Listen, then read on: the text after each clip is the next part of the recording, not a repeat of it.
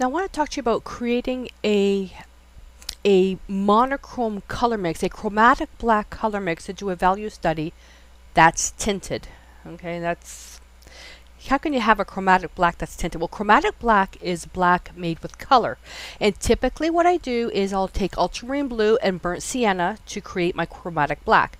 And then depending on the brand you're using, could be equal parts. More blue, you get a Payne's gray. More of the burnt sienna, you get a burnt umber. You can also use burnt umber and ultramarine blue, raw umber and ultramarine blue. You can use either the burnt sienna, raw umber, burnt umber with a phthalo blue. So any dark blue with any dark brown together will make a chromatic black. You can also get a transparent black by taking a permanent alizarin crimson with a phthalo green. Okay, so opposites on the color wheel make nice darks, just to make sure that the colors are dark to start with.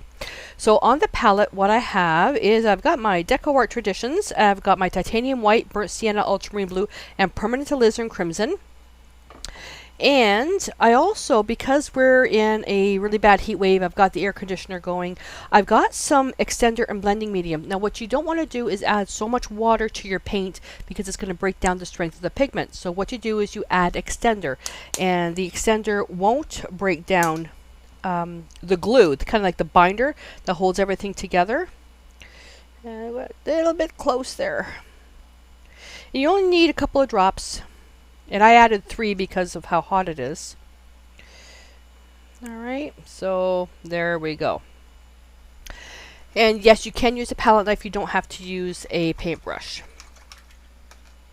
Alright, so to create our values, so what I'm going to do is I'm going to create a base chromatic black, and from there I'm going to create values just to show you. And I'm creating the values on a neutral white paper. Now you can use a paper like this, like a tinted paper. The problem is with this that we're working with a chromatic black. We want to compare it to white. So, use only a tinted paper for your color, your value study, only if you have to. So we're going to start off with, let's start off with that much burnt sienna, and let's take roughly equal parts of ultramarine blue. Ultramarine blue is transparent, so it's going to be the weaker one, and burnt sienna is opaque. So start with equal parts, and then you can always adjust from there. Now I'm looking at this, and this looks a little bit brown, which is what should happen. So let's test this. And you know that I usually work with little color swatches. Let's go right onto the paper. So we've got that there, and I'm going to get, another brush. And I've got some gesso, I've got some white, doesn't really matter. Let's go right in here. Yeah, this is a little too brown. That's you know what that's close to? Raw umber. That's close to raw umber. Okay, so we're going to take that mixture. We're going to go with a little bit more blue to it. Not to say that this mixture was wrong. I just wanted to make the mixture a bit more tinted on the violet side. But the mixture the way it was is totally fine. Okay, so let's try that one. Oh, I gotta reach my paper towels.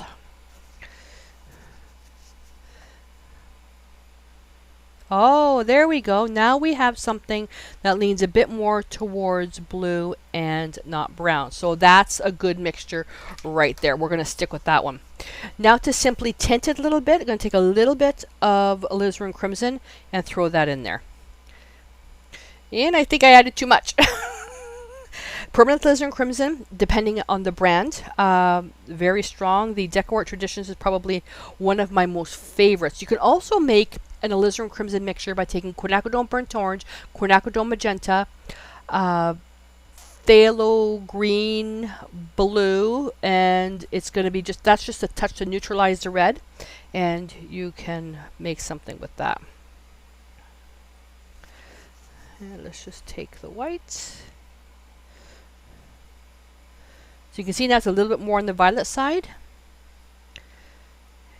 And I think I want to make it just a little bit more than that.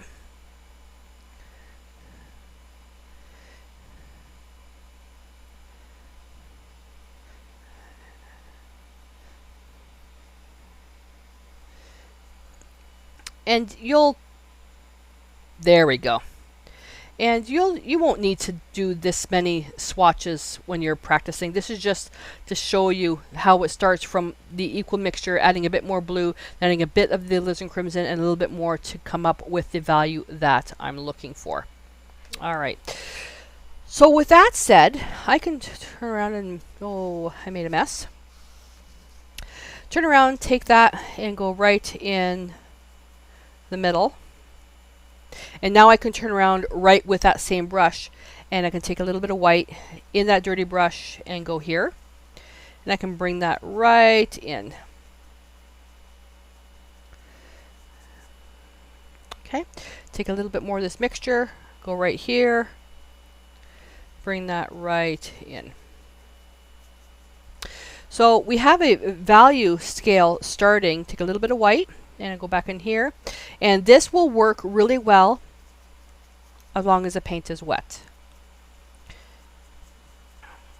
And avoid using your really good brushes for this as well. Take a little bit of dark, and we're going to go the other way around. Okay, so you can see that nice value scale. I can bring the dark a little bit more this way, bring that down. Okay, I can take a bit more white in the dirty brush if I really want to boost that up. Like that. Instant value scale.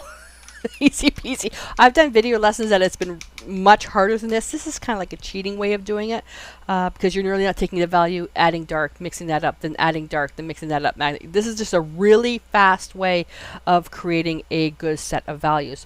So this is also neutral enough that if you wanted to do this as your study as a grisaille, you paint everything using these values, and then it's neutral enough that you can still add color on top of that. So experiment with this type of chromatic black value scale that's tinted, because then you can also try doing the same neutral chromatic black and then tinting it with green, or tinting it with purple, or tinting it with, you know, you can't really, orange, be careful with. I'm not a fan of orange, but you can try experimenting with some of the different colors, because portraits, well, actually not even portraits. Well, let's just take portraits.